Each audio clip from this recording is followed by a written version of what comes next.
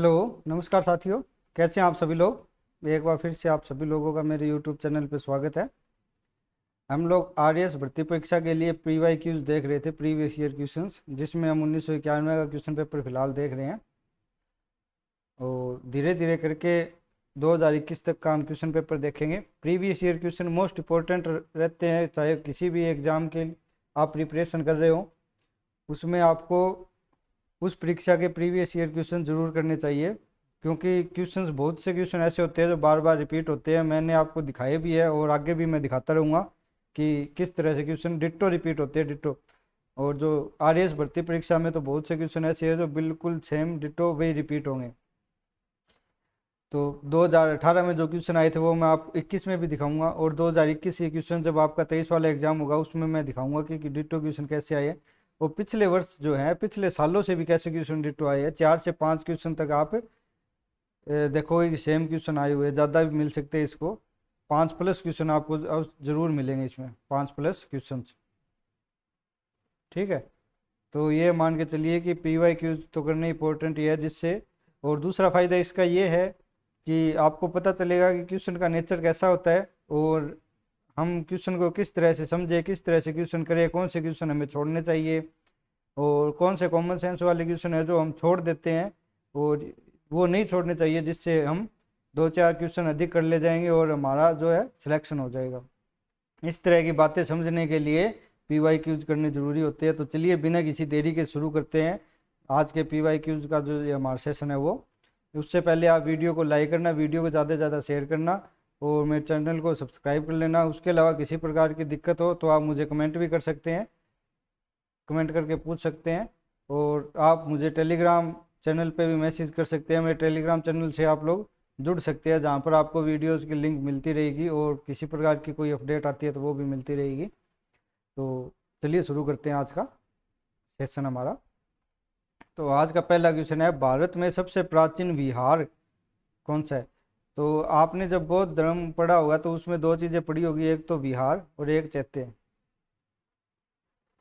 तो ये उसी विहार के बारे में पूछा गया है कि सबसे पुराना विहार कौन सा है। नालंदा, उदंतपुरी, विक्रमशिला और भाजा। तो नालंदा विहार सबसे पुराना है। वर्तमान में नालंदा भारत के बिहार जिले, बिहार राज्य का एक जिला है नालंदा। ठीक है, नालंदा अपने प्राचीन इतिहास के लिए विश्व में सबसे प्रसिद्ध है। यहाँ विश्व की सबसे प्राचीन नालंदा विश्वविद्यालय भी था, जिसके अवशेष हमें आज भी प्राप्त होते हैं। महात्मा बुद्ध और महावीर स्वामी कई बार नालंदा में ठहरे भी हैं। माना जाता है कि महावीर ने मोक्ष की प्राप्ति कहाँ पे की थी, पावापुरी में की थी, जो नालंदा जिला में ही स्थित है। ठीक है, जो महावीर स्वामी जी थे उन्होंने।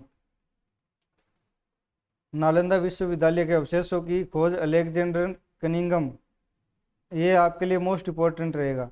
डायरेक्ट क्वेश्चन पूछा जाएगा यहाँ से कि किस तरह क्वेश्चन बनेगा। डायरेक्ट अगर क्वेश्चन पूछा जाए तो ये पूछा जाएगा, क्वेश्चन आपका बनेगा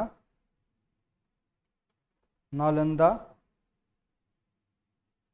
विश्वविद्यालय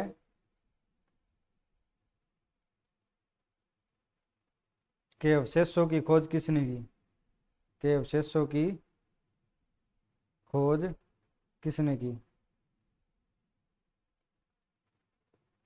जिसमें आपको 5 ऑप्शन मिलेंगे,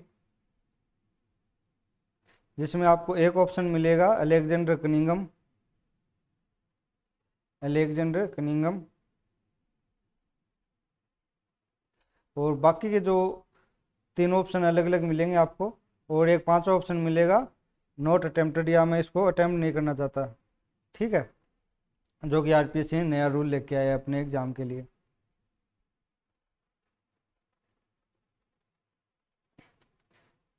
अब प्राचीन भारत के लिए वह कौन सा राज्य है जो नौसेना के लिए सबसे अधिक प्रसिद्ध है, यानी कि किस वंश के पास सबसे अधिक नौसेना थी या वो नौसेना के लिए जाना जाता है। कौन सा वंश था, चालुक्य वंश, चोल वंश, पांड्य वंश, होयसल वंश। तो चोल वंश आपको पता होगा कि नौसेना में एक अग्रणी वंश था, इसके पास एक शक्तिशाली नौसेना थी। चोल वंश के पास क्यों थी, क्योंकि समुद्र से सटा हुआ इलाका, चोल चेर पांड्य आपने पढ़ा होगा, ये इलाका था समुद्र से लगा हुआ इलाका। और चोलों ने श्रीलंका पर आधिपत्य कर लिया था। जो नॉर्थ, जो हमारी दक्षिण पूर्व की जो कंट्रीज है वहाँ पर भी अपना विस्तार किया था। ये सब बातें आप जब इतिहास पढ़ते हैं उसमें चोल साम्राज्य के बारे में जब पढ़ते हैं उसमें पढ़ते हैं आप लोग, ठीक है। जब दक्षिण भारत का आप लोग इतिहास पढ़ते हैं वहाँ पर ये चीज़ें आती है। चोल प्राचीन भारत का एक राजवंश था। दक्षिण भारत की में और पास के अन्य देशों में तमिल चोल शासकों ने 9वीं शताब्दी में और 13वीं शताब्दी तक 9वीं से 13वीं शताब्दी के बीच एक अत्यंत शक्तिशाली हिंदू साम्राज्य का निर्माण किया। चोल साम्राज्य की नौसेना किसी समय दुनिया की सबसे शक्तिशाली नौसेना हुआ करती थी। चोल सेना में कुल सैनिकों की संख्या लगभग 1,50,000 थी। 1.5 लाख के आसपास सैनिक थे। चोलों के पास घोड़े, हाथी, पैदल सैनिकों के साथ ही साथ एक अत्यंत शक्तिशाली नौसेना भी थी। यानी उनके पास घोड़ों की सेना भी थी, हाथियों की सेना भी थी और पैदल सैनिक भी थे। उसके साथ ही साथ नौसैनिक भी उनके पास थे। इसी सेना के सहायता से उन्होंने श्रीविजय, सिंगल द्वीप, श्रीलंका और मालदीव आदि द्वीपों की विजय की। प्रमुख चोल शासक कौन थे? आदित्य प्रथम, राजराज प्रथम, राजेंद्र प्रथम, राजेंद्र द्वितीय, ये सारे चोल शासक थे, महत्वपूर्ण चोल शासक या शक्तिशाली चोल शासक थे। अब नेक्स्ट क्वेश्चन है मिलान वाला, जिसमें एक तरफ आपको व्यक्ति दे रखे हैं और दूसरी तरफ वो किससे संबंधित है या क्या कहाँ के अध्यक्ष है, चेयरमैन है, ठीक है। तो ये उस समय करंट अफेयर का था, ये आज इम्पोर्टेंट नहीं है। तो आज के हिसाब से इनके प्रतिनिधि या इनके अध्यक्ष कौन कौन है वो आप मुझे बताना, ठीक है।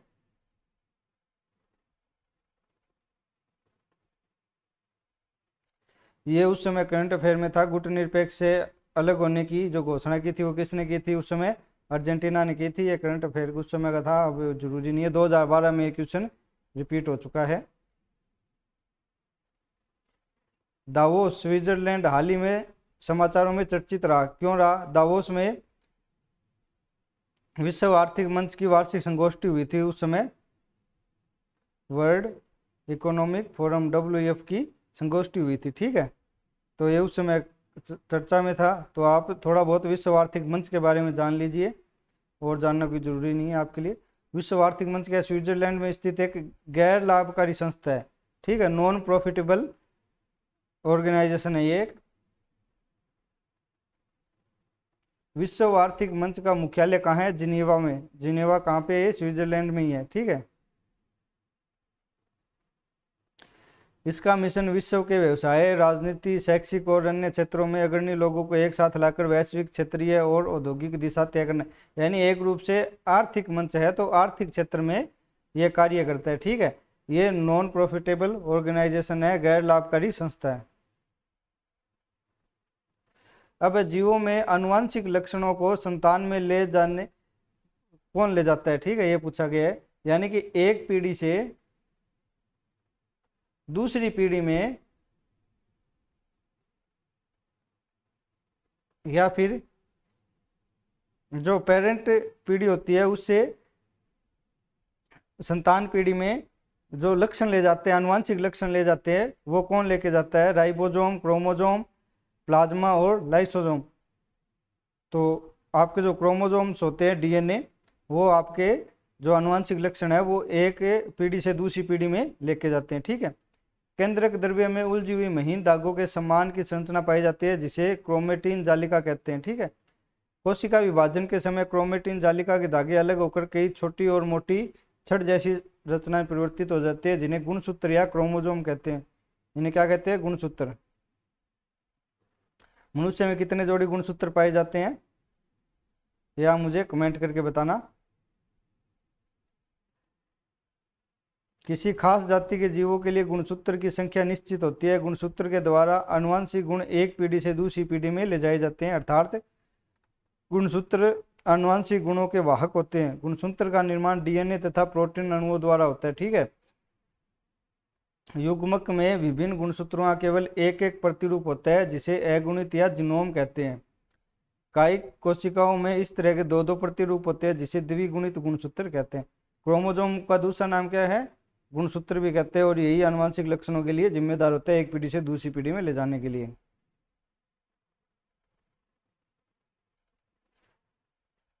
अब निम्नलिखित अंगों में से किस में पित्त का संचय होता है, ठीक है? प्लीहा में, अग्नाशय में, अपेंडिक्स में और पित्ताशय में। तो पित्त का, ये आप कॉमन सेंस से भी इसको हल कर सकते हैं। पित्त में कहाँ पे होगा पित्त का संचय? पित्ताशय में।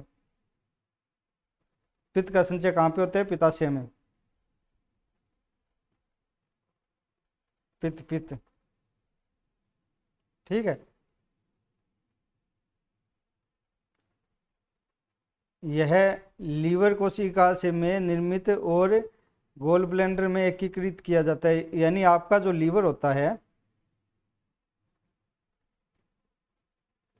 यह आपका लीवर है, इस लीवर के पास एक गोल ब्लेंडर नामक एक पित्ताशय या गोल ब्लेंडर एक ग्रंथि होती है। इसमें पित्त एकत्रित रहता है, जिसको हम क्या बोलते हैं? बाइल।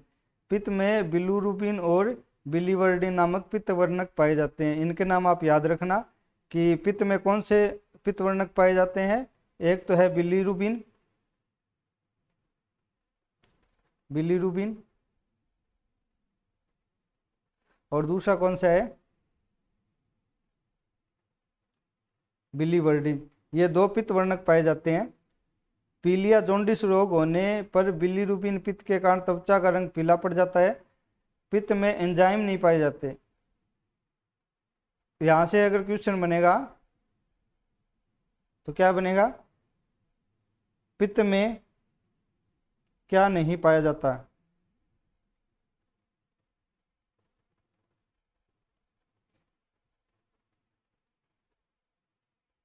आपको पांच पांच ऑप्शन मिलेंगे, जिसमें आपको एक मिलेगा एंजाइम, चार अन्य ऑप्शन मिलेंगे जो इसमें पाए जाएंगे, तीन अन्य ऑप्शन मिलेंगे जो इसमें पाए जाएंगे, और एक आपको ऑप्शन मिलेगा ई ऑप्शन मिलेगा नॉट अटेम्प्टेड। मैं इसको अटेम्प्ट नहीं कर रहा, ठीक है। और बिलिविडिन पित्त विखंडित होने से यूरोक्रोम, इसके कारण मूत्र का रंग पीला होता है। वह स्ट्रोकोबोलिबिन वर्णक जिसमें जो आपका मल होता है, स्टूल होता है, उसका रंग पीला बनता है, ठीक है। तो तीनों चीजें आप याद रखना। बिलिरुबिन के कारण आपके शरीर का रंग पीला हो पड़ जाएगा, त्वचा का रंग पीला हो जाएगा, जिसको आप बोलते हैं कि पीलिया हो गया। और जो बिलिवर्डिन है उसके कारण आपका जो मूत्र है उसका रंग पीला हो जाएगा। और जो स्ट्रोकोबिलिन वर्णक है उसके कारण आपका मल जो होता है या स्टूल जो होता है उसका रंग पीला हो जाएगा। पित्त का कार्य क्या होता है, ये क्यों जरूरी है? यह माध्यम का क्षारीय बनाता है तथा प्रतिजीवाणु द्रव है। यानी ये आपका ने जो बताया है उसको, उस माध्यम को क्षारीय बनाएगा, और ये एंटीबैक्टीरियल है, ठीक है। यह वसा का पाइसीकरण कर देता है, जिससे वसा का सतह क्षेत्रफल बढ़ जाता है एवं पाचन में सुविधा मिलती है, ठीक है। पित्त के द्वारा वसा में घुलनशील विटामिन ए डी ई के का अवशोषण करता है। मैंने आपको लास्ट वीडियो में बताया था कि वसा में घुलनशील विटामिन कौन से होते हैं? ए डी ई के। और जल में घुलनशील विटामिन कौन से होते हैं? बी और सी। अब हरे पौधे प्रकाश संश्लेषण की क्रिया में होते हैं। ये आप 9वीं 10वीं में पढ़ते हैं, 9वीं 10वीं 8वीं 9वीं 10वीं इन क्लासेज में एनसीईआरटी में आपने पढ़ा है कि प्रकाश संश्लेषण क्या होता है, इस क्रिया में क्या होता है। तो पौधे CO2 ग्रहण करते हैं और ऑक्सीजन को छोड़ते हैं, ठीक है। प्रकाश संश्लेषण, फोटोसिंथेसिस प्रक्रिया, यह आपको बताने की कोई जरूरत नहीं है, यह आप इतना जानते ही हो, और बाकी खुद से पढ़ लेना पॉज करके इसको। ये उस समय करंट अफेयर में था, तो कोई ज़रूरी नहीं है आपके लिए।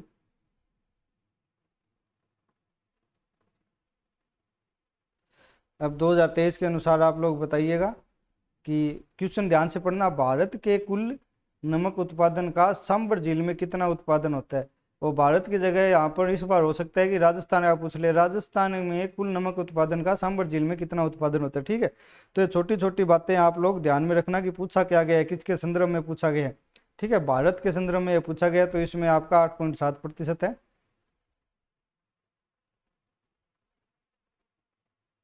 ये सांबर झील के बारे में दे रखा है।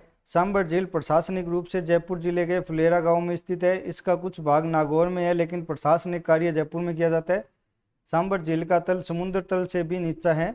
यह राजस्थान की सबसे बड़ी प्राकृतिक एवं खारे पानी की झील है, ठीक है। सांबर झील के बारे में क्या जानकारी याद रखनी चाहिए? सबसे बड़ी प्राकृतिक है और खारे पानी की झील है। लेकिन बिजोलिया शिलालेख के अनुसार सांबर झील का निर्माण वासुदेव चौहान ने किया था। तो इसमें द्वंद है कि ये प्राकृतिक है या मानव निर्मित है, क्योंकि किसी उल्लेखों किन्हीं साक्ष्यों से पता चलता है कि ये एक प्राकृतिक, सबसे बड़ी प्राकृतिक झील है और खारे पानी की झील है। लेकिन जो बिजोलिया शिलालेख है उससे पता चलता है कि वासुदेव चौहान नामक एक शासक था, उसने इस झील का निर्माण किया था। इसमें मेंथा, रूपनगढ़, खारी, खंडेला नदियां आकर गिरती है। तो इसकी सहायक नदियां कौन सी है? मेंथा, रूपनगढ़, खारी, खंडेला। ठीक है। वहीं सांबर झील देवयानी तीर्थ स्थल के लिए प्रसिद्ध है। यहाँ देश का सर्वाधिक नमक प्राप्त होता है और यहीं पर देश के पहले नमक का अजायब घर या म्यूजियम सॉल्ट की स्थापना की गई थी। पर्यटन के क्षेत्र में रामसर साइट के नाम से पुकारा जाता है। रामसर साइट भी एक क्षेत्र है। सांबर झील का जो सांबर लेक का जो एरिया है वो रामसर साइट में भी सूचीबद्ध है। ठीक है। यहाँ केंद्र सरकार का हिंदुस्तान सांबर सोल्ट लिमिटेड नामक कारखाना स्थापित है, जो 1964 में इसकी स्थापना की गई थी। ठीक है। अब 1991 में स्त्री पुरुष लिंगानुपात पूछा गया। 1981 की तुलना में वही है, बड़ा था, क्या हुआ था?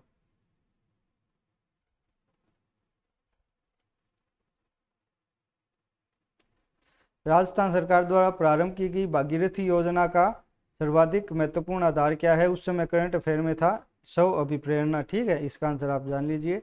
भागीरथी योजना सर्वाधिक महत्वपूर्ण आधार स्व अभिप्रेरणा है। इस तरह योजनाएं आपसे पूछी जाएगी। ये क्यों लेके आया हूँ मैं योजना? करंट अफेयर में उस समय थी, फिर भी मैं अभी लेके आया हूँ। तो इसका कारण है कि इस तरह की योजनाएं पूछी जाती है। तो आप देख लीजिए कि कैसे क्वेश्चन जो RS में पूछे जाएंगे। तो योजनाएं आपको तैयार करनी है। किस तरह से तैयार करनी है? PYQs देख के तैयार करनी है कि कैसे क्वेश्चन पूछे जा रहे हैं। भागीरथी योजना कब शुरू की गई थी? 1990 में। इस योजना को कृषि एवं सहकारिता विभाग द्वारा लागू किया गया था। ठीक है। अब है माही बजाज सागर परियोजना का फैलाव कहाँ किन क्षेत्रों में है? तो राजस्थान और गुजरात में माही बजाज का फैलाव है। ठीक है, जिसमें 45% राजस्थान को और 55% हिस्सा गुजरात के अंडर में आता है।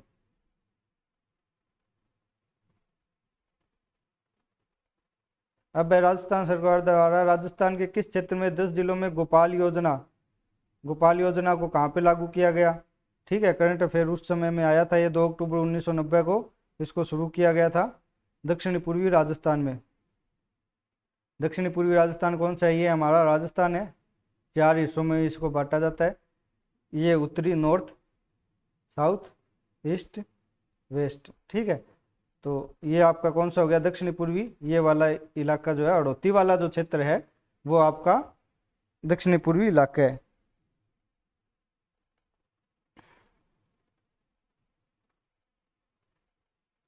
भारत के शुद्ध सिंचित क्षेत्र का राजस्थान का कितना हिस्सा है? भारत के हिसाब से कि कितना सिंचित क्षेत्र है वो राजस्थान का हिस्सा है। तो 7.7%। 2023 के अनुसार आप लोग बताइएगा। इकोनॉमिक सर्वे में आंकड़ा दे रखा है कितना है। ठीक है।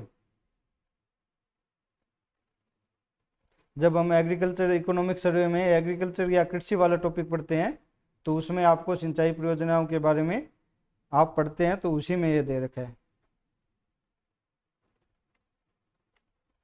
आजकल भारत में भूगर्भिक स्रोत से ऊर्जा का उत्पादन हो रहा है।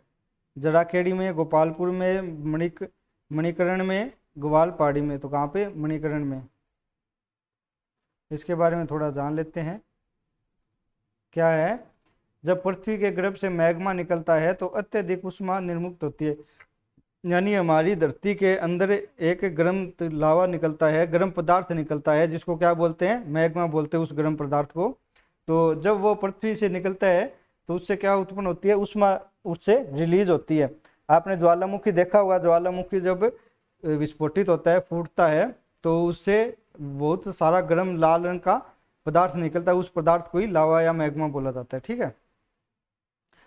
इस ताप ऊर्जा को सफलतापूर्वक काम में लाया जा सकता है और इसे विद्युत ऊर्जा में परिवर्तित भी किया जा सकता है। जब ये मैग्मा या लावा निकलता है तो इससे जो ऊर्जा या ऊष्मा निर्मुक्त होती है, विमुक्त होती है, उसको किसमें? विद्युत ऊर्जा में बदला जा सकता है। इसके अलावा गीजर कूपों में निकलने वाला गर्म पानी से ताप ऊर्जा पैदा की जा सकती है। ज्योग्राफी में आप पढ़ते हैं गीजर कूप के बारे में। इस लोकप्रिय रूप से भूतापीय ऊर्जा के नाम से जाना जाता है। इस ऊर्जा को अब एक प्रमुख ऊर्जा स्रोत के रूप में माना जाता है, जिसे एक वैकल्पिक स्रोत के रूप में विकसित किया जा सकता है। मध्यकाल से ही गर्म स्रोतों या झरनों एवं गिजरों का उपयोग होता रहा है। भारत में भूतापीय भूगर्भिक ऊर्जा संयंत्र हिमाचल प्रदेश के मणिकर्ण में अधिकृत है। मणिकर्ण कहाँ है? हिमाचल प्रदेश में, एसपी।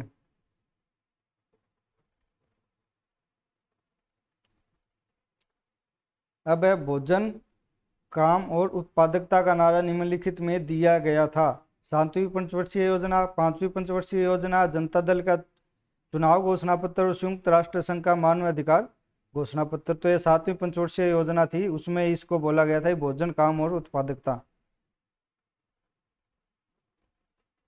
और इस 7वीं पंचवर्षीय योजना का दूसरा नाम या इसे किस नाम से भी जाना जाता है? जॉन डब्ल्यू मिलर मॉडल के नाम से भी इसको जाना जाता है, क्योंकि ये एक इस मॉडल पर आधारित थी।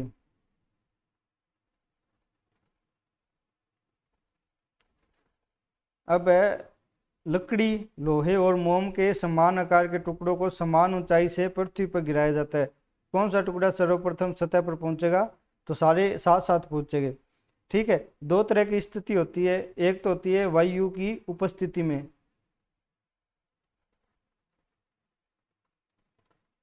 और एक होती है वायु की अनुपस्थिति।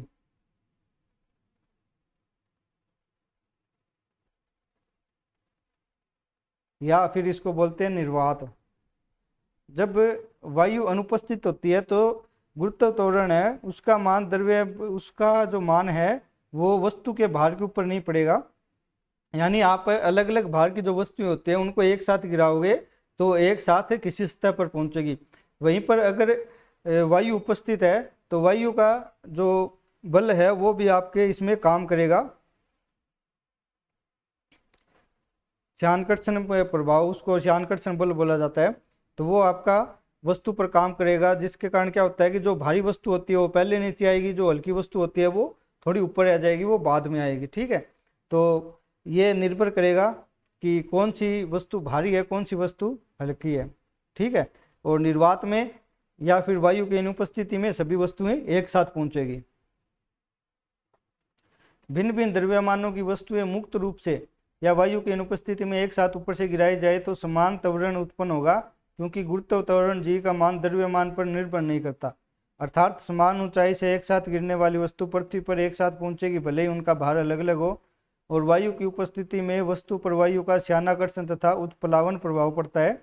इस दशा में भारी वस्तुओं का त्वरण हल्के वस्तुओं की अपेक्षा अधिक होता है। इस कारण भारी वस्तु हल्की वस्तु की तुलना में पहले पृथ्वी पर पहुंचेगी। वही है जो मैंने आपको बताया है कि निर्वात में और वायु की उपस्थिति में, वायु की अनुपस्थिति में, दोनों में अलग अलग गुरुत्व त्वरण का प्रभाव पड़ता है, उसी के कारण ही होता है।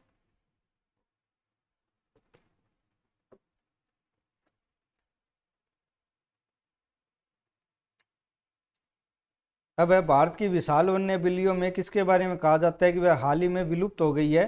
तो आपको पता होगा कि तेंदुआ, बाघ, शेर सब कुछ भारत में मिलता है, बस क्या नहीं मिलता, नहीं मिलता, वो है चित्ता।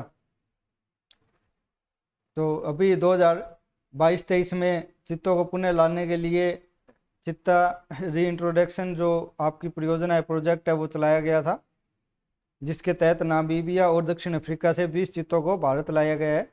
और उसमें लगभग 8 से 8 चित्तों के आसपास चित्तों की मौत हो चुकी है। बिल्ली के कुल में आने वाले चित्ता अपनी अद्भुत फुर्ती और रफ्तार के लिए पहचाना जाता है। मैंने एक वीडियो बनाई थी, क्या आप आज कुछ नया जानते हैं? आज कुछ नया जानते हैं। इस वीडियो में मैंने चित्ता के बारे में आपको डिटेल से बताया है कि चित्ता क्या है, कब इसका जो रफ्तार है, फुर्ती है, इसके बारे में, किस तरह का इसका जो शरीर होता है वो बना हुआ होता है, सब कुछ चित्ता के बारे में बताया है। अगर आप चित्ता के बारे में डिटेल से जानना चाहते हैं तो आप वो वीडियो देख सकते हैं, आपको मेरे चैनल पे मिल जाएगी। ठीक है, आज कुछ नया जानते हैं इसमें। और मैं ये जो बिल्लियाँ दे रखी है आपको, जो बड़ी बिल्लियाँ होती हैं, बिग कैट, उनके बारे में एक वीडियो बनाऊंगा इसी श्रृंखला में, आज कुछ नया जानते हैं इसी श्रृंखला में। इनमें अंतर भी बताऊंगा, चित्ता, बाघ, तेंदुआ, हिम तेंदुआ, शेर, जगुआर, ये जो बड़ी बिल्लियाँ होती है इन सब में क्या अंतर होता है, ये सब सारे अंतर मैं आपको एक वीडियो बनाकर ज़रूर बताऊंगा, वो भी आप वीडियो ज़रूर देखना। ठीक है, इसलिए आप मेरे टेलीग्राम से चैनल से जुड़ जाइए, आपको वहाँ पर इसका लिंक मिल जाएगा, वीडियो जब भी आएगी आपको लिंक मिल जाएगा। तो वीडियो, अगर आप लोग यहाँ तक वीडियो में पहुँचे हैं तो वीडियो को लाइक कर देना, वीडियो को शेयर भी कर देना और चैनल को मेरे सब्सक्राइब कर लेना। किसी प्रकार की यहाँ तक कोई दिक्कत आ रही है तो आप मुझे कमेंट करके पूछ सकते हैं। अब निम्नलिखित में से कौन सा जोड़ा सही है, इस तरह क्वेश्चन है, वो लास्ट में आप जरूर ध्यान से पढ़ना और अंडरलाइन करना, जिससे आपको पता चले कि क्या पूछा गया। कभी कभी क्या होता है कि ये जो आपको दे रखा है कौन सा जोड़ा सही है, ठीक है, इसकी जगह क्या मिल जाएगा आपको, कौन सा जोड़ा सही नहीं है। तो जल्दी जल्दी में हम उसको यही पढ़ लेते हैं, कौन सा जोड़ा सही है ये पूछा गया है, तो हम उसको क्लिक कर जाते हैं अगर हमें पता है तो, ठीक है। तो बिल्कुल ध्यान से पढ़ना, अंडरलाइन करना कि क्या पूछा गया है, सही पूछा गया है। असम क्षेत्र है, वहाँ पर बरानी तेल शोधन केंद्र है। आंध्र प्रदेश में विशाखापट्टनम तेल शोधन केंद्र है। महाराष्ट्र में कोयाली है और उड़ीसा में हल्दिया है। तो अगर आपको इन क्षेत्रों का पता है तो आप क्वेश्चन को आसानी से कर ले जाओगे। अगर आपको पता हो कि बरानी क्षेत्र है वो कहाँ पे है, विशाखापट्टनम कहाँ पे है, कोयाली कहाँ पे है और हल्दिया कहाँ पे है, ठीक है। तो विशाखापट्टनम कहाँ पे है, आंध्र प्रदेश में, तो विशाखापट्टनम तेल शोधन केंद्र कहाँ पे होगा, आंध्र प्रदेश में होगा। बुरानी कहाँ पे है, बिहार राज्य में, ये असम में नहीं है, ये कहाँ पे है, ये है बिहार में, ठीक है, ये आपका सही है। और जो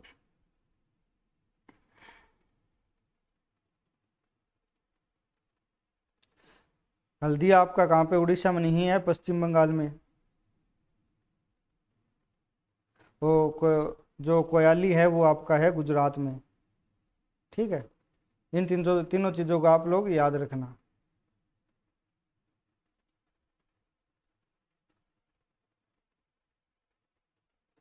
राजस्थान के किस जिले में, राजस्थान के किस जिले में राज्य सरकार के सबसे अधिक पशु मेलों का आयोजन किया जाता है? बाड़मेर में, बीकानेर में, अजमेर में या नागौर में? तो नागौर में सबसे अधिक पशु मेले लगते हैं।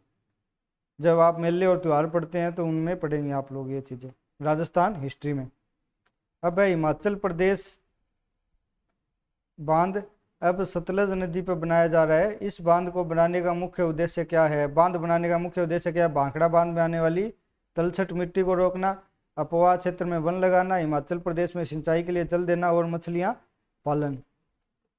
तो इसमें चारों ऑप्शन सही है, ठीक है। लेकिन जो सबसे मुख्य उद्देश्य जो इसने पूछा है, तो मुख्य उद्देश्य क्या है बांध बनाने का? क्योंकि बांध बनाओगे तो वहां पर मछली का पालन भी होगा, सिंचाई के लिए भी जल उपलब्ध करवाया जाएगा, अपवाह क्षेत्र में वनों को, उस क्षेत्र में वनों को भी लगाया जाएगा, अगर पानी उपलब्ध है तो वनों को भी लगाया जाएगा, जिससे ग्रीनरी बढ़े, इन्वायरमेंट अच्छा हो, ठीक है। क्योंकि आपको पता होगा कि जो हमारे भारत के 33% भूभाग पे वन होने चाहिए, लेकिन फिलहाल लगभग 22% के आसपास ही वन है। तो वनों को लगाना बहुत जरूरी है, पेड़ पौधों को लगाना। तो इसका जो मुख्य उद्देश्य है वो है तलछट मिट्टी को रोकना, भाखड़ा बांध से जो मिट्टी आ रही है उसको रोकना।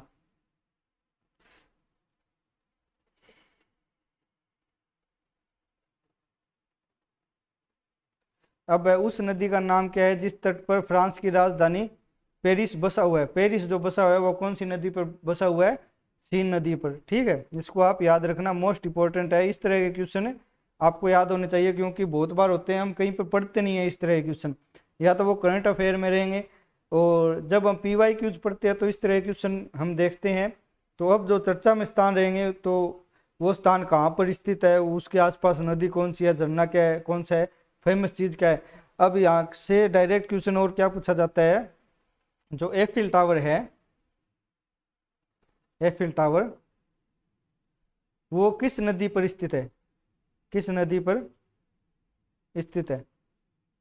अभी तक आपको शायद ये नहीं पता होगा, आपने कहीं पढ़ा नहीं होगा कि किस नदी पर स्थित है, लेकिन अब आपको पता चल गया कि ये किस नदी पर है, सीन नदी पर। कैसे पता चला? क्योंकि आपको ये इतना तो आपने पढ़ा ही है कि एफिल टावर कहाँ पे है, पेरिस में है, फ्रांस की राजधानी पेरिस में है। और पेरिस किस नदी के किनारे बसा हुआ है? सीन नदी के किनारे। तो एफिल टावर कहाँ पे होगा? सीन नदी पे, ठीक है। तो इस तरह के क्वेश्चन है वो आप जरूर कीजिएगा, पीवाई क्यूज से ही आपको पता चलेगा कि इस तरह के क्वेश्चन भी पूछे जाते हैं, किस तरह के क्वेश्चन बनाता है आरपीएससी आरएएस के एग्जाम के लिए। तो अब G20 जैसे हुआ है हाल फिलहाल में, तो G20 से आपका एक क्वेश्चन कन्फर्म आने वाला है, एक क्वेश्चन। तो G20 को पूरी तरह से अच्छे से तैयार करके जाना, इसके ऊपर मैं एक वीडियो भी लेके आ जाऊंगा G20 के ऊपर, ठीक है। तो क्या संभावना रहेगी क्वेश्चन पूछने की, कितने कहाँ से कैसे क्वेश्चन पूछेगा, उसके ऊपर एक वीडियो रहेगी। ठीक है। पेरिस फ्रांस का सबसे बड़ा नगर एवं उसकी राजधानी है। 17वीं शताब्दी में पेरिस यूरोप में वित्त, वाणिज्य, फैशन, विज्ञान और कला के प्रमुख केंद्रों में एक बना रहा। पेरिस को दुनिया की फैशन और ग्लैमर राजधानी भी कहा जाता है। पेरिस शहर को सीन नदी के किनारे बसा है। सीन फ्रांस में बहने वाली एक नदी है। इसका उद्गम डिजोन के उत्तर पश्चिम के क्यूमन मध्यवर्ती पठारी क्षेत्र में, और यह इंग्लिश चैनल में जाकर गिरती है। तो सीन नदी कहाँ पे जाकर गिरती है, इंग्लिश चैनल जो आपका है वहां पर। इसकी लंबाई लगभग 777 किलोमीटर है। और फ्रांस की संस्कृति प्रीत में प्रतीक के रूप में एफिल टावर भी यहाँ पर बनाया गया है। निम्नलिखित में कौन सी राष्ट्रीय उद्यान या अभयारण्य विश्व प्राकृतिक धरोहर के नाम से जानी जाती है।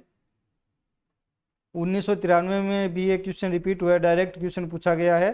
तो केवलादेव राष्ट्रीय उद्यान जो है वो विश्व प्राकृतिक धरोहर के रूप में जाना जाता है।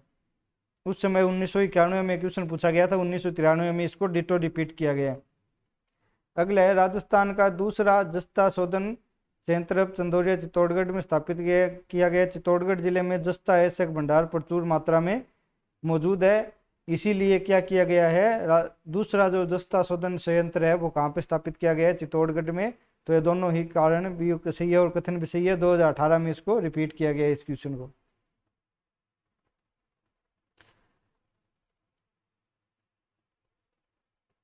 अब वर्ष 1990-91 तक इंदिरा गांधी नहर, ये हमने पढ़ लिया था, या फिर करंट अफेयर का था उस समय, और पढ़ भी लिया हमने। अब जवाहर रोजगार योजना पूछ लिया।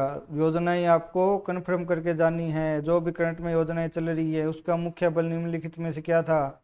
जवाहर योजना क्यों लाई गई थी। जवाहर रोजगार योजना रोजगार के क्षेत्र के लिए लाई गई थी। ग्रामीण क्षेत्रों में निर्धनता निवारण, ग्रामीण क्षेत्रों में मजदूरी परक रोजगार के अतिरिक्त अवसरों का सृजन, शहरी क्षेत्रों में रोजगार के अवसरों को सृजन, ग्रामीण युवकों को स्वरोजगार के लिए प्रशिक्षित करना। किसके लिए लाई गई थी, ग्रामीण क्षेत्रों में मजदूरी परक रोजगार के अतिरिक्त अवसरों का सृजन करने के लिए लाई गई थी 1 अप्रैल 1989 को। तो करंट अफेयर में थी।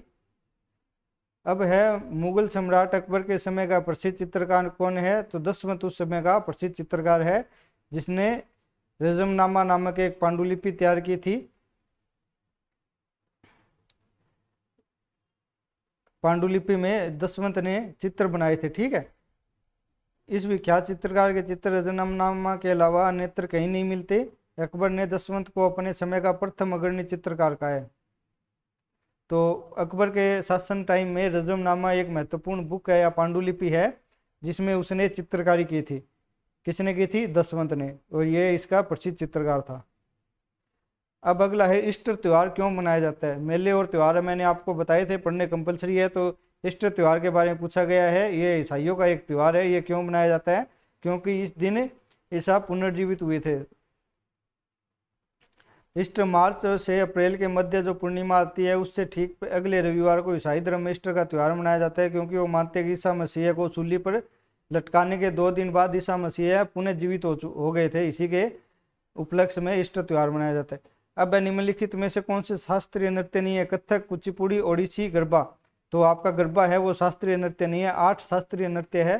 तो आप इन शास्त्रीय नृत्यों के नाम याद रखना, और वो किस क्षेत्र से या किस राज्य से संबंधित है उनको भी आप याद रखना। जैसे आपका कथक हो गया, कुचिपुड़ी, ओडिसी, मोहिनीअट्टम। ठीक है। इस तरह करके आपके 8 शास्त्रीय नृत्य है। ठीक है, उनको आप याद रखना।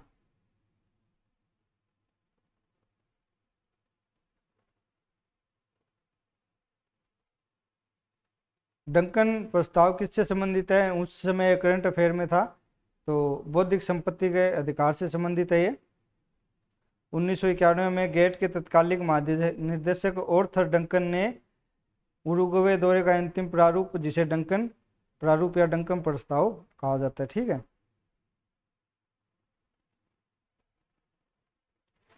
1991 कैलेंडर के अनुसार मुद्रास्फीति पूछी गई है। किसकी पूछी गई है, भारत की पूछी गई है।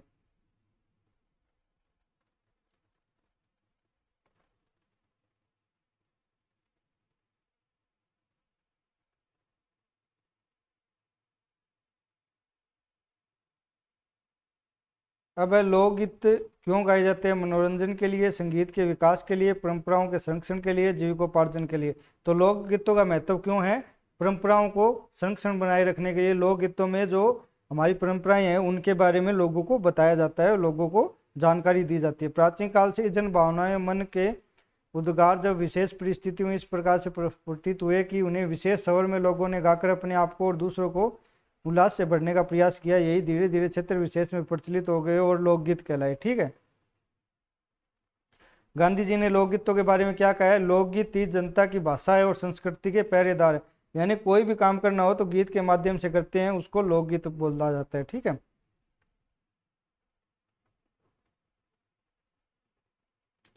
अगला, हिंदू और ईरानी वास्तुकला का सर्वप्रथम समन्वय हमें कहाँ देखने को मिलता है? ताजमहल में, पंचमहल में, लाल किले में, शेरशाह के मकबरे में। तो सबसे पहले जो हिंदू वास्तुकला है और ईरानी वास्तुकला है उसका समन्वय ताजमहल में देखने को मिलता है। ताजमहल के बारे में आप लोग सब कुछ जानते हैं, बहुत कुछ जानते हैं। ताजमहल के बारे में बताने की कोई जरूरत आवश्यकता नहीं है मुझे।